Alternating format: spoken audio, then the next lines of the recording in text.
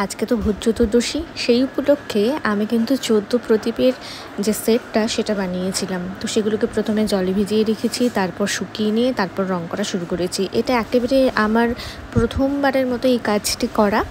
তো অনেক ভুল ত্রুটি হয়েছে, আমি সঠিক অ্যাকচুয়ালি যে কীভাবে করতে হয় সেটাও জানি না, কিন্তু তবুও প্রথমবারের মতো চেষ্টা করেছি। প্রথমে তো ছোটো তুলি নিয়েছিলাম বলে রঙই করতে পারছিলাম না, তারপর একটা বড় তুলি দিয়ে সেটাকে আমি ফিনিশিং দিই। তো প্রথমে দেখলাম যে রঙগুলো বসতে অনেকটা সময় নেয়, প্লাস 2 কোট করে রঙ লাগে, আর তারপর আবার কিন্তু রঙটা করলে তবেই সেটা ভালো মতন বোঝা যায়। এটা আমার ফার্স্ট ট্রাই ছিল একদম। তবে কলকা আর্ট আমি আগে থেকেই জানি, জন্য কলকাগুলো করতে আমার কোনো প্রকারের কোনো অসুবিধা হয়নি।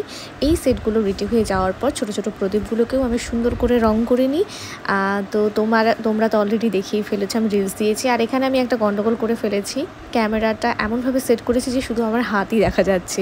তো এই জন্য আর কি কলকার ভিডিও কোনোভাবেই করতে পারিনি, তাই ভিডিওটা এমনিতেই ছোটো হয়ে গেছে। আমি ভেবেছিলাম যে পুরো আর্টটা কীভাবে করেছি সেটা ভিডিওটা রাখবো, তো যাকে সেটা তো আর হলো না। তো অবশেষে এই হচ্ছে ফাইনাল লুক আমার 14 প্রদীপ সেটের। তোমরা একটুখানি জানিও যে তোমাদের কেমন লাগলো।